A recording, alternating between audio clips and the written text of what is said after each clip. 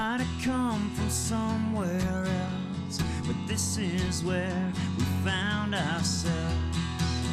Welcome to the local show. People you work with, people you know. Welcome to another edition of the Local Show here on Grassroots Community Network. I'm Erik Skarvan, your host. Thanks for joining us, guys. Whether you're watching us on Grassroots TV, on YouTube, Facebook Live, we want to welcome you to our weekly show, now in our 16th year. And I have a first-time guest. His brothers have both been on the show.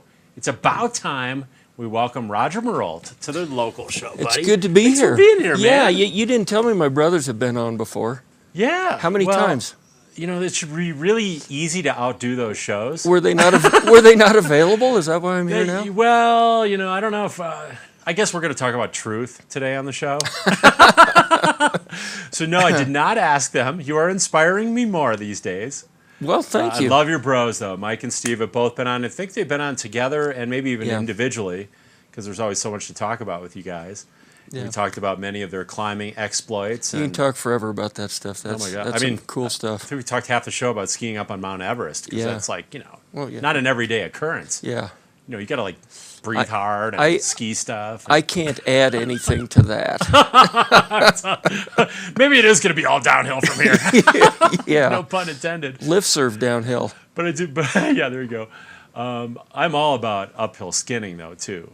You know, I mean, that's a pretty cool part of Aspen. In fact, let's go back in time because, I mean, way back in the day, like in the 30s, people were skinning up the mountain literally with seal skins. Yeah. On the bottom of their skis. Yeah. You're now is third generation? I'm fourth generation. Fourth generation Aspenite. So what's it like growing up in that ski culture back in the day? You know, you're a kid growing up at Aspen in a ski family, in a ski culture, in a ski town. I mean, that's what we did, and I don't have anything to compare it to. So, but you know, I wondered what other kids did in other parts of the world where they didn't have ski areas. Right. And because it was just so normal for us. I'm like, well, how do they spend their weekends? What do they do after school? Where do they go? And so I took it for granted, but I did wonder. I realized it was unique that they didn't do that everywhere in the world, and you know, it was a cool place to grow up, and I think my kids would echo that. I think they loved growing up in this next generation. So Aspen remains a good place for kids. Right. Yeah. But that ski culture and that tradition in your own family, what was that like in terms of, say, your parents' influence on you as a child? Was it like, hey, Roger, do you want to go? I mean, was it a forceful thing, or was it just something you picked up on and were inspired by your parents? Or absolutely, it was not a forceful thing. You know, I almost feel sorry for kids when I see their parents when they're out there 3 years old and the parents are forcing it on them. The kids are crying. My parents were not like that. I mean, they basically went skiing, and you know, we said, can we go along with you? You wanted to join. And it was, you know, my dad wouldn't let us ski Aspen Mountain until we were 10 because that's where all the fast, crazy skiers were. Good thing that's not like that anymore. Yeah, good thing it's not like that anymore. But that was a good rule. He didn't want us to get run over. So that was something to shoot for. We spent our youth out at Buttermilk.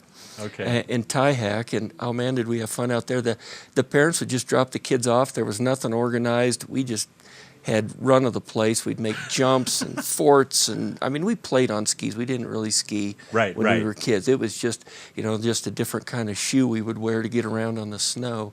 So that was really cool. But we did have Aspen Mountain to shoot for when we got older, and when we got the chance to go up there, man, that was just like a whole new world, and that was really cool. And we just started playing there instead, and I think that's what we still do up there. It's just where we end up on the weekends and at lunch break and whenever we get a chance.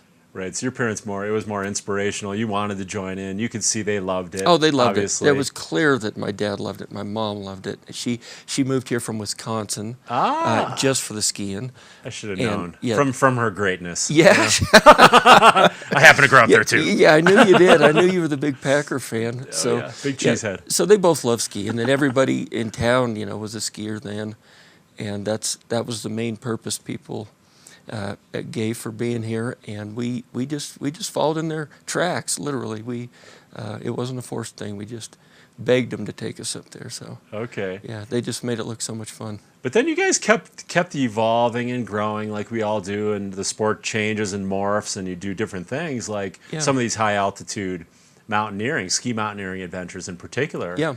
And you did some of these, many of these with your brothers, Mike and Steve. I started out with them, and I went on a lot of trips, mostly to Alaska in those days. Okay. And before I got married and had kids, then I decided to opt out and do other things. But yeah, but all that started right here in Aspen. I would say it goes back to Red Butte. We grew up at the foot of Red Butte, and we climbed all over that thing, and we had forts, and we did rock climbing without ropes, and kind of stupid stuff like that, and we all survived. But we graduated from there to hiking up Aspen Mountain with my dad after the lifts would close, and we went to Montezuma Basin and climbed Castle Peak, and then from there you looked around and you saw all the other peaks, and you just wanted to do it.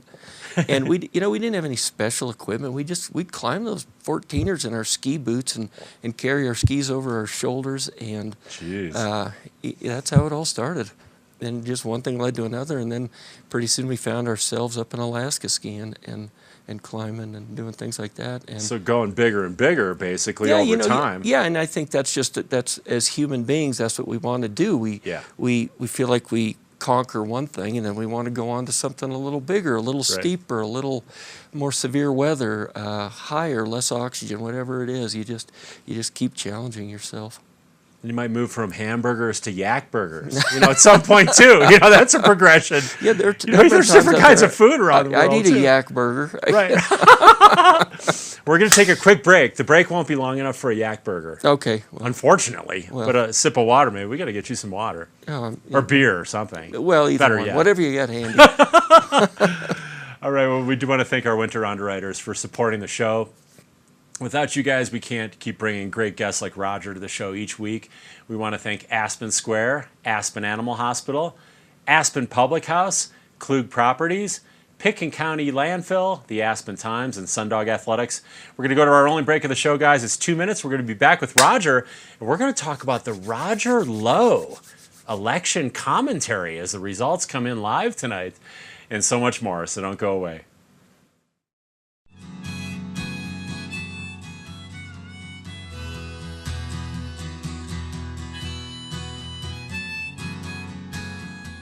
Aspen Animal Hospital's partnership with Wellhaven offers our community a very friendly and professional staff featuring 5 veterinarians, a new care companion plan, wellness plans to cover your preventative care needs for the entire year, and now introducing new feline-friendly Thursdays. They also offer exotic pet care and acupuncture. For more information, call 970-925-2611 or visit aspenanimalhospital.com. I'm so passionate about this community. I absolutely love living here and raising my family here. It gives me a lot of pride to share this with my friends and my clients and help them achieve their dreams of owning an Aspen snowmass and enjoying this incredible lifestyle. Aspen Times, telling the stories that matter since 1881, is committed to local prep sports, arts, and entertainment coverage. They also offer The Drop-In, weekly recreational videos highlighting why we love to live in this community. The Aspen Times at local newsstands, aspentimes.com, Facebook, and Instagram. We're not in Kansas anymore. Hey, did you miss the turn for recycling? I can't read the map on your cracked screen. Celebrating another great winter season, Aspen Square Hotel is the hospitality place, featuring fireplace studio suites and larger condominiums with full hotel-style services in the center of downtown Aspen. Aspen Square is proud to support the Locals Show. Welcome to the local show. People you work with, people you know. We're back here on the Local Show. Thanks for sticking with us, guys, here on Grassroots Community Network, Facebook Live, YouTube, Roger, and soon to be Apple and Roku.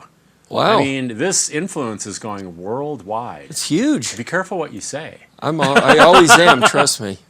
Although we can pretty much say anything on public access TV, so yeah, okay. I take all that back. Good. Say whatever you want. I have been. Yeah. we've been like doing illegal stuff on the show in the past, smoking cigarettes, drinking beer, which was kind of reminds me of back in the day. See, I grew up in Wisconsin. It was a little different. Well, however, we did build ski jumps. We did. That was one of our favorite things. Yeah, we did that too. Like we go on these little ski areas. One was called Little Switzerland. Mm-hmm. I've heard of Your that. mom may have skied. Yeah. It's still there. Yeah. It's like a legendary. What's the big mountain in Wisconsin now? Rib Mountain. Well, there's Rib Mountain. Yeah. Which Isn't that now the has highest another point? name. It has another name now. It's yeah. by Wausau. Yeah. Right in the heart of the state. That's near where my mother grew up. I think there's 1,200 vertical. Yeah, it's huge. It's like half a buttermilk. Where you grew up in your early formidable years. Yeah, those were and fun then days. You elevate to Aspen Mountain and then elevate up higher into these high altitude peaks. And is there a story that comes to mind? Like, say, you and your bros, you guys are up high at one of these big mountain climbs. And you did some of the South America trips? I did. I never went to South America. You with didn't them. do those no, trips? I was out after Alaska pretty much. Okay. Alaska was where we went. I don't know why, because the weather is worse there than anywhere in the world. And I mean, there. it's rough up there, but we Yeah. didn't know any better. We just thought it is beautiful too.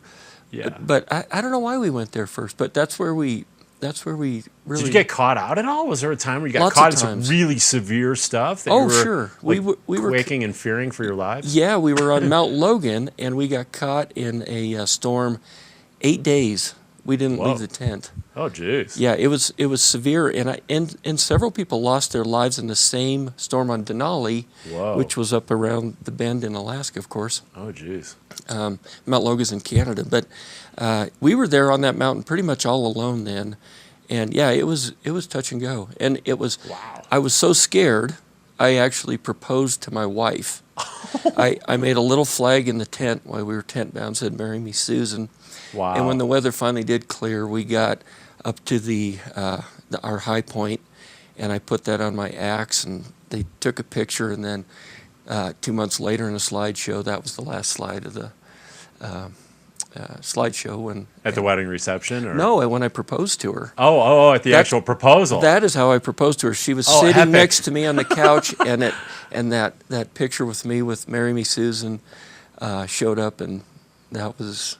Did you take a knee then and present the ring right Yes, at that, I did. right on cue? Yes, I did. Good man, I like that. So that's so under duress, in other words. Well, under fear. I was afraid I'd never see her again. TikTok, life is going, and let's get on with life because it's so precious, right? It's so precious. Yeah, I get a little choked up just talking about that. But that's the best climbing story I have, and that was my last climbing story as well. That was it for me. That was when I said, I'm not doing it anymore. I was so scared during that 8 days in the tent. We could hear avalanches coming down all around us. The tent literally got buried. We could not even get out to shovel out the tent. The wind was the only thing that kept about that much of the tent out of the snow. So it was dark. It was cramped. The walls were caving in. I was scared to death. And I mean, it's a difference in personality between me and my brothers. They somehow thrive on that stuff. Yeah. And I was like, that's it for me. I'm not doing this. I just proposed to my wife. I'm not doing it. They continue on, but then they also went on to have families.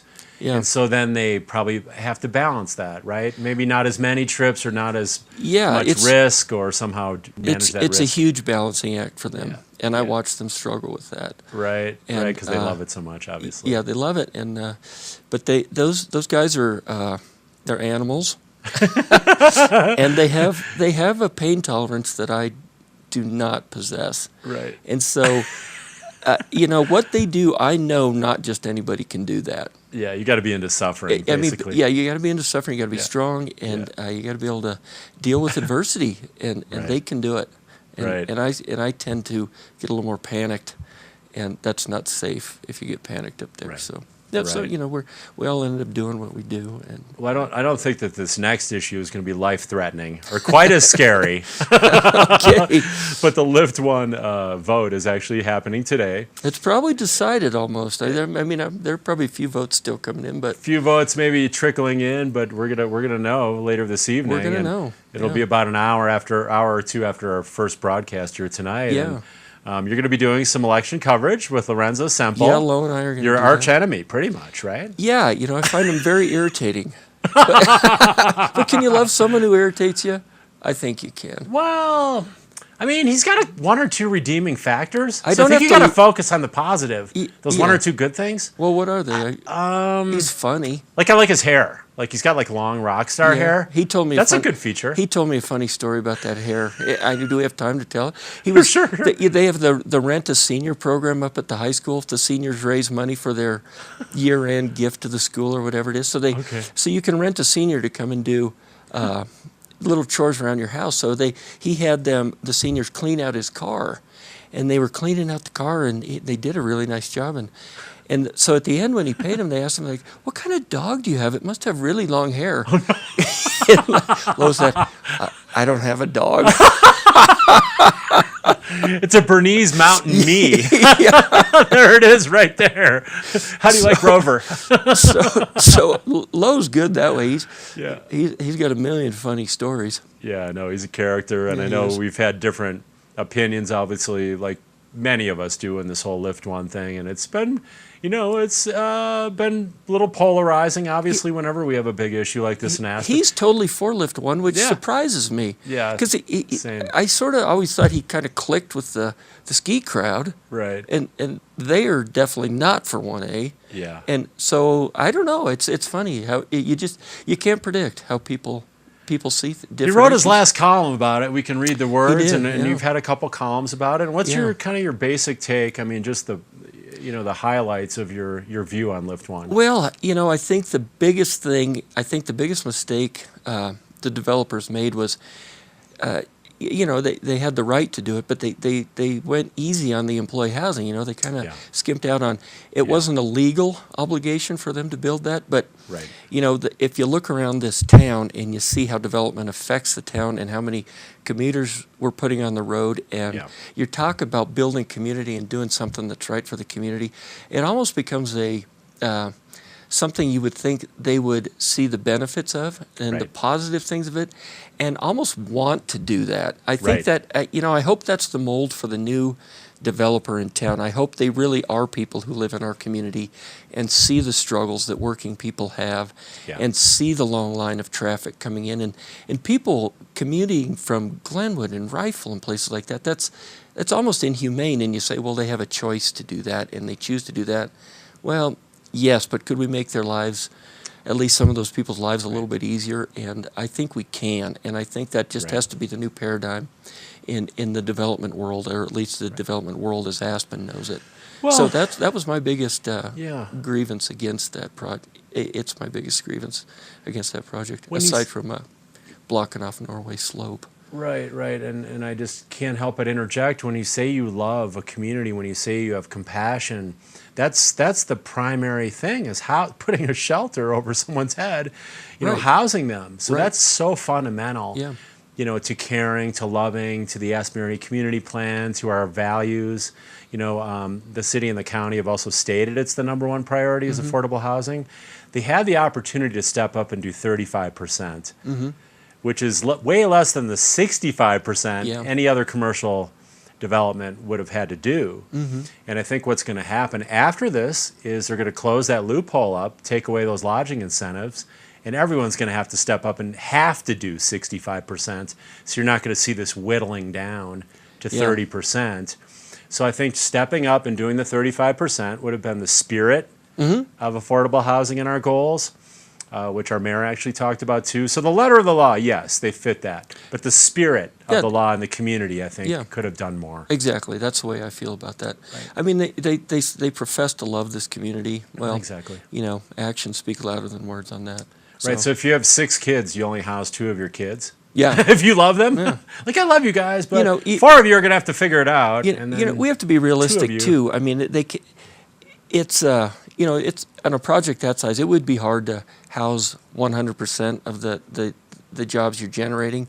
So we have to be a little bit reasonable. But to cut it back as far as they did, Yeah.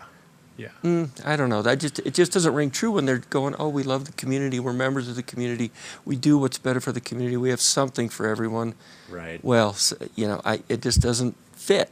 It doesn't fit. How about that subsidy? $4.36 million from the community Well, for something that's projected to generate $350 million. Yeah, that irritated me just on principle. I mean, the money is not huge when you look at the city's budget. Right. But the fact that they grabbed for it, and like you said, later on they told us, well, we're going to make so much money that the rent taxes and whatnot are going to pay for lots of employee housing in the future. Sure. And so I'm thinking, well, why did you need to grab the 4.7 million, 4.8, whatever it is? Why did you ask for that? I mean, that was a last minute money grab. Right. And that was another thing that it was the principle. It's like, what's the truth here? I mean, right. We're making all this money, but we can't afford, we can't pick up that 4.36, so that just doesn't, it's contradictory. Yeah, in that sense. And I think City Council dropped the ball on that one too, yeah. Because if they believed it, I mean, I thought it was a complete bluff on the developer's part, but City Council should have said, okay, well, maybe you do need this money, maybe you don't. How about we call it a loan? And if you hit certain projections on sales and revenues after this project is completed, you pay that money back to the taxpayers with interest. Okay. That seemed like a simple solution to me. But right. So City Council I think City Council panicked at that moment, and when people are panicking at the last moment to get a project done, I think you've got the wrong project to approve. So.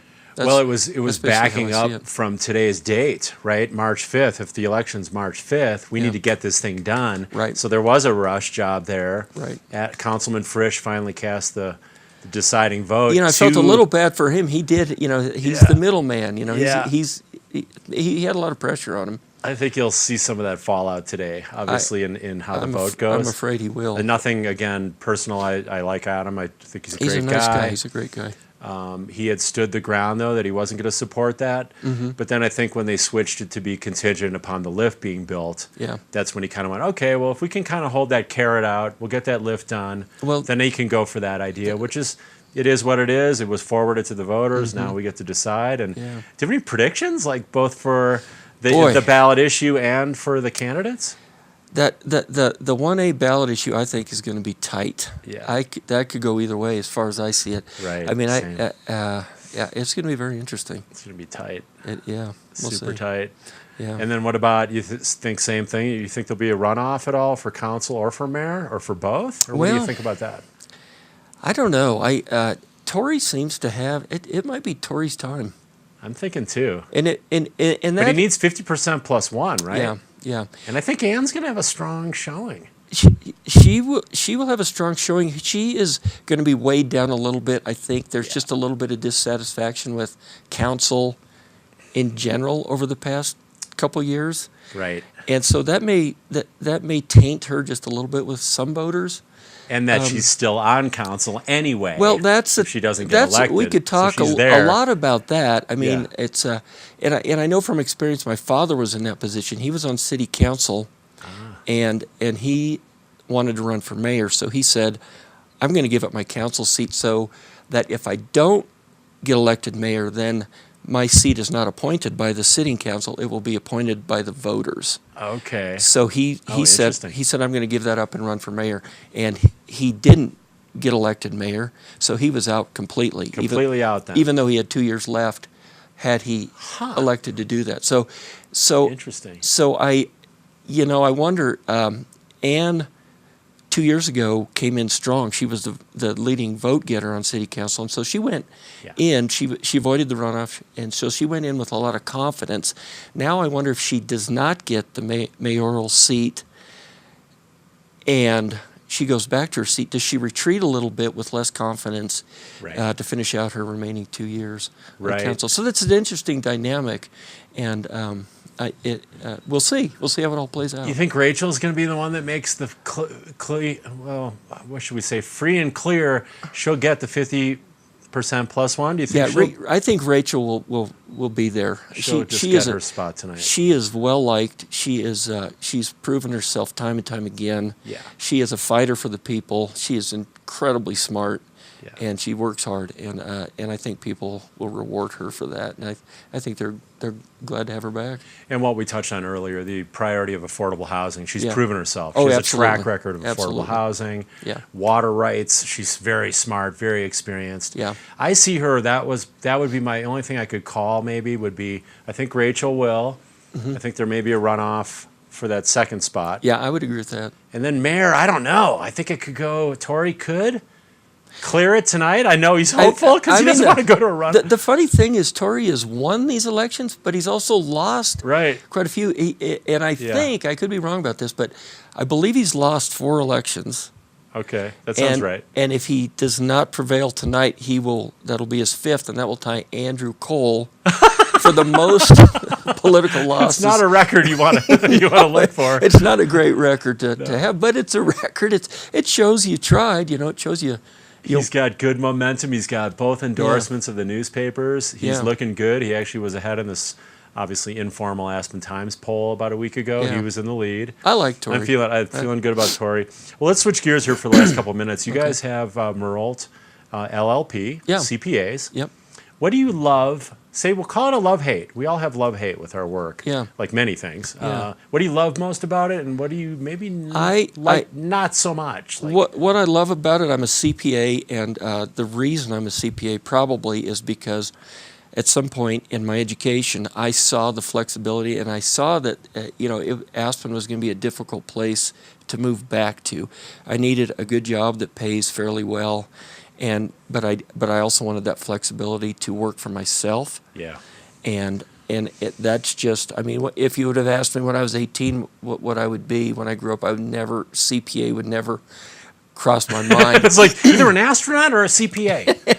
But so that's what I like. I like the flexibility. I can make a living. I can live in Aspen, or Snowmass Village. But that's what I love about it. What I don't like about it is my busiest time of year happens to coincide with the best skiing of the year. Oh, no kidding! Crunch time is in March, right? Well, March and April, so it's hard to get out there.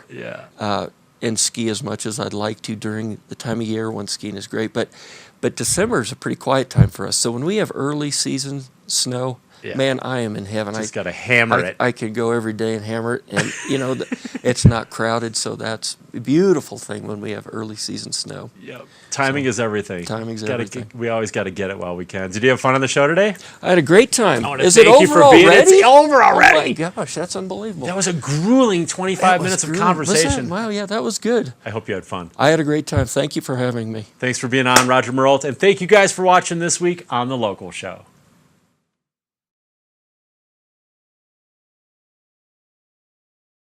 Aspen Public House is a modern gastropub located in the historic Wheeler Opera House building in the heart of downtown Aspen, serving breakfast, lunch, après-ski, dinner, and late night 7 days a week, 8 a.m. to late. Aspen Animal Hospital's partnership with Wellhaven offers our community a very friendly and professional staff featuring 5 veterinarians, a new care companion plan, wellness plans to cover your preventative care needs for the entire year, and now introducing new feline-friendly Thursdays. They also offer exotic pet care and acupuncture. For more information, call 970-925-2611 or visit aspenanimalhospital.com.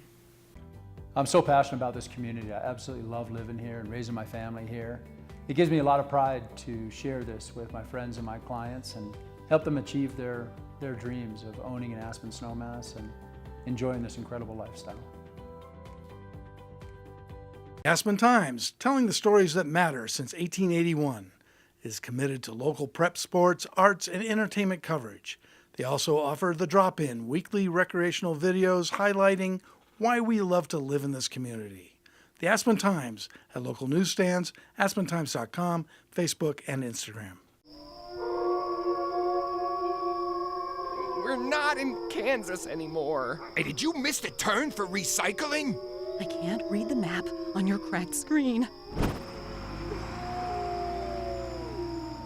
Sundog Athletics is your opportunity to experience one-of-a-kind guided adventures and gain new skills to experience the thrills of snowshoeing, fat biking, canoeing, mountain and road biking. They can be reached at 970-925-1010 1069. Fresh updates at Sundog Athletics on Facebook or sundogathletics.com. Welcome to